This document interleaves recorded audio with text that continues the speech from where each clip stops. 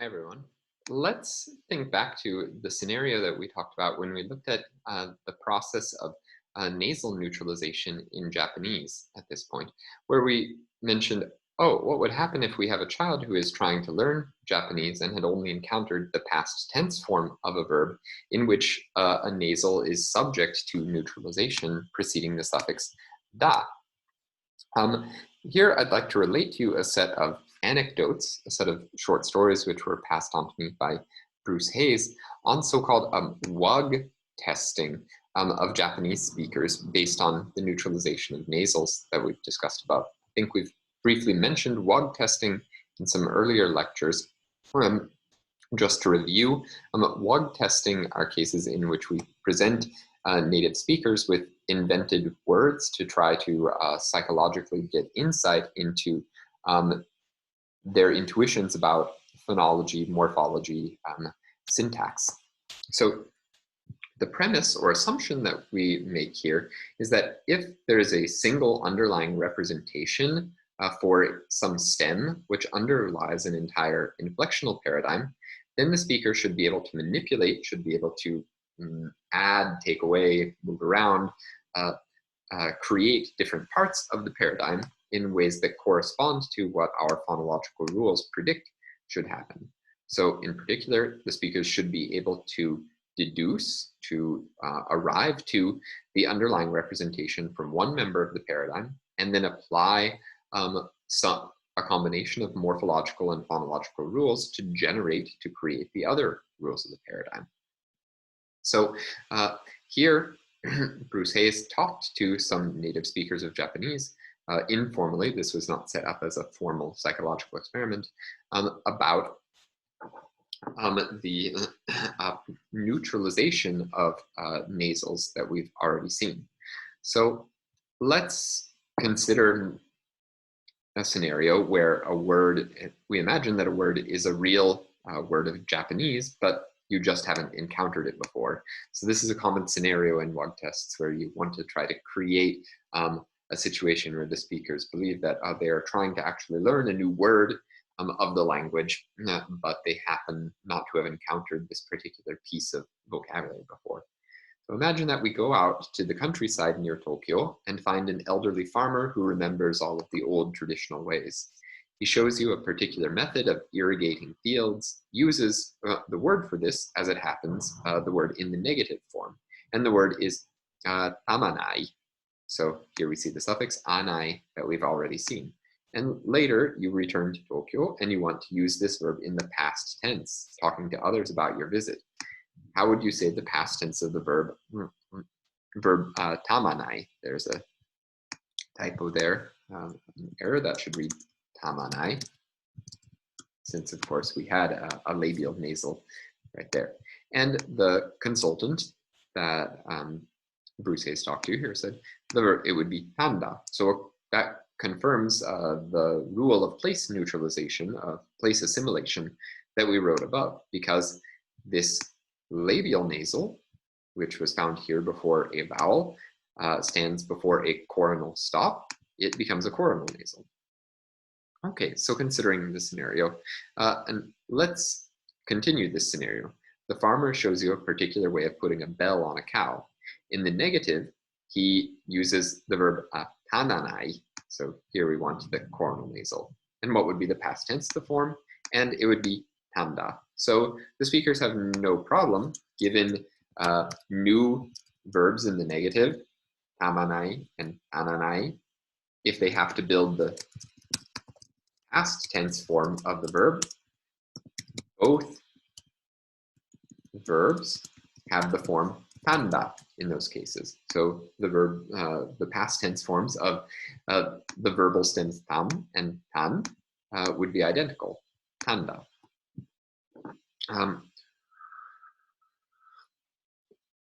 As a reference here, I can refer you to the article of Burko 1958 for an instance of the first WUG tests that were conducted to help try to establish the productivity and validity of morphological and phonological rules.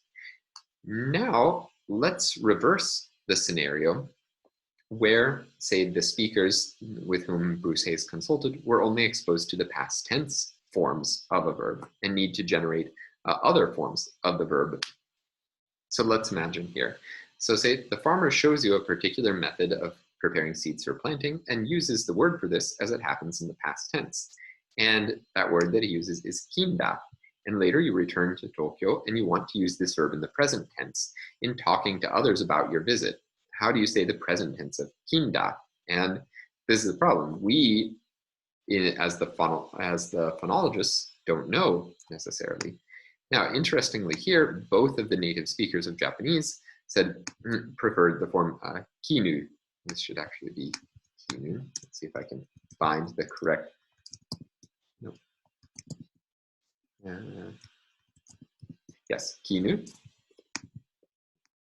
And Bruce Hayes asked them, oh, could the present tense form also be kimu? And both consultants say yes, the stem could be kin there, but they prefer kin. So here's how I think we should probably interpret these informal word tests that Bruce Hayes conducted with a couple of native speakers of Japanese. Now, because we know that Japanese phonology neutralizes the nasals n and m, coronal and labial nasal, to a coronal nasal preceding a voiced coronal stop, duh, native speakers will feel perfectly comfortable inflecting a new verb under either possible underlying form. That is, they would think that the past tense form kinda could be generated from either underlying kin plus da or from underlying kim plus da.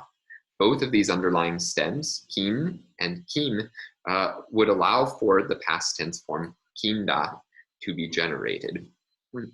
I also tend to think that the reason that both of the speakers preferred the present tense form kinu from kinda is simply because they assume that the rule doesn't need to be applied in absence of evidence to the contrary. That's why kimu is possible, but their first assumption, if they don't have evidence that the stem contains a labial nasal, would be that the nasal is identical to the nasal that actually occurs in the past tense form. Okay, now we can come to the last topic for today, which is in the same direction. This is about cases of near neutralization, which are a bit curious. So we could say neutralisierungsnahe Phänomene.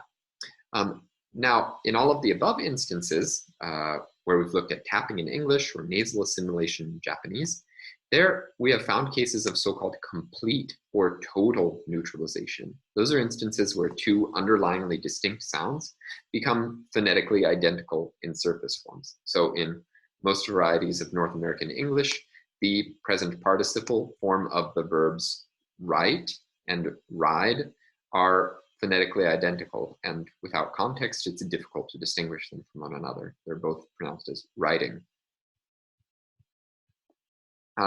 Now, interestingly, there are further cases in which there are two distinct underlying representations, which are realized phonetically very similar to one another, and it may be difficult to even hear the difference between the two sounds, but the neutralization is not quite complete. These two sounds aren't 100% identical. And in those cases, we would talk of near neutralization. You'll also encounter other terms in the phonological literature, like incomplete literature neutralization, near merger, or incomplete merger. And it's often difficult to actually find cases of near neutralization for a variety of reasons. So the first instance is that when we as phonologists simply are operating by ear, gathering data from native speakers, it may be hard to hear a subtle distinction. And sometimes even native speakers,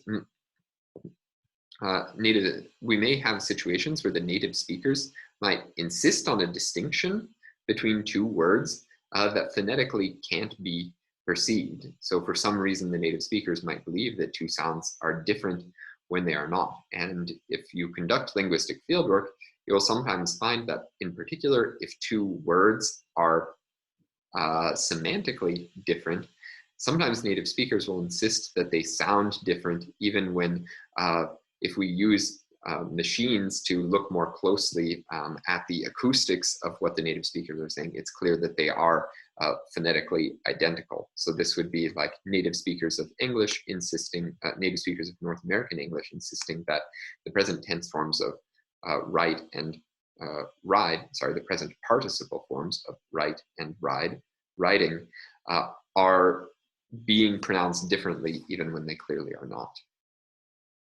And that, keeping that in mind, then it makes us sometimes suspicious when we as linguists hear two sounds which sound identical to us and the native speakers insist that they actually sound different. Regardless, in either case, what we have to do is to actually use, look at the acoustics of the sound more carefully. In our textbook, on pages 135 to 137, Bruce Hayes looks at the personal name Russ Shoe. Here I'm pronouncing the words very carefully apart from one another, and the phrase rush shoe, that is causing Mr. Shoe to hurry, to rush. And in casual speech, if I pronounce these two quickly, rush shoe and rush shoe, these sound very similar to one another. And since this personal name Russ has an alveolar sibilant, it looks perhaps as though the alveolar sibilant is assimilated to a palatoalveolar sibilant preceding another palatoalveolar sibilant in the surname Shu. So the phoneme diagram, if we assume that this rule is correct, actually exists in North American English, we would say that the suffix, the phoneme sa has the two allophones sa and sh, where the latter one is generated if it immediately occurs before a palatoalveolar sibilant. As the textbook shows here, if we look at the spectrogram of these two different pronunciations, they look slightly different. So the textbook has circled the point which is actually relevant here. So there's not, this shows us that there's not a complete assimilation of sa to sh. There's a bit of a transition still there, almost like the sa begins a bit early to transform into the sh, anticipating the following sh. So in these cases where we have a word ending in sh, we find that there's a bit less coronal sibilant noise there. So don't worry about this if you're not sure what the spectrogram here is actually showing you. The point here is simply that we can find acoustically that these two phrases, Russ shoe and rush shoe, are pronounced slightly differently, even though it's hard to hear the difference. And I'll close today by mentioning one other interesting case from a recent study of Lebanese Arabic by Nancy Hall, in which we can find that there is a process in this language of E epenthesis. So a vowel E is inserted in certain contexts. So here are a few words in which there are consonant clusters at the right edge of the word. And in all of these words, an E is inserted between these two consonants. So underlying ridem, kifel, and ibel are pronounced as ridim, hifil, and ibil through E epenthesis. And the result of this E epenthesis rule in these three words is that it seems that these words, as they are pronounced, then become identical to some other forms in which there is an underlying vowel E. So in these words, nidim, kifil, and ibil, there must be, we know from the morphology of Arabic, of Lebanese Arabic in those cases, that there must be an underlying vowel E. Now, in Hall's research, what she did is that she made recordings of native speakers pronouncing the words that have the E vowel, which would seem to be due to the rule of epenthesis, and pronouncing the words which should have the underlying vowel E. So we'll call these the epenthetic E in quotation marks and the underlying E. And the acoustic analysis of these vowels shows that they are actually quite different in terms of their second formant frequency. And here's the data from Hall's article from one speaker. So here the X's in the image represent instances of the underlying vowel E, and the circles represent the epenthetic E. So we see there's a little bit of overlap, but mostly these two vowels occupy different spaces.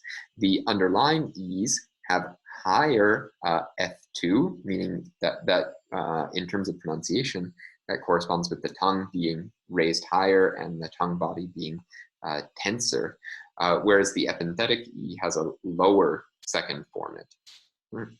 So at least for this speaker, there isn't a total neutralization between these two words. The word adoption, the noun adoption, kifil, and the past tense adopted, they sound very similar, but they are not. The E vowel in the second syllable of these two words is pronounced slightly differently. Now, what Hall also found in her study is that some speakers lacked this difference, meaning that there may be some speakers that had true neutralization. So the epenthetic E and the underlying E for some speakers were different. But crucially, Hall didn't find any speakers of Lebanese Arabic that had the difference in the opposite direction, namely where the underlying E had lower second formant than the epenthetic E. So that shows that the epenthetic E is less like a true cardinal real example of an E than the underlying E. The underlying E is pronounced as a fuller, clear instance of the vowel E, and the epenthetic one as a less clear instance of the vowel E among the speakers who only have a near neutralization. Okay, so this concludes the 5th lecture, and and in the exercise session, for those of you participating, we'll look at some further instances of primarily instances of assimilation rules and of morphologically conditioned alternations. Thanks, and have a good week.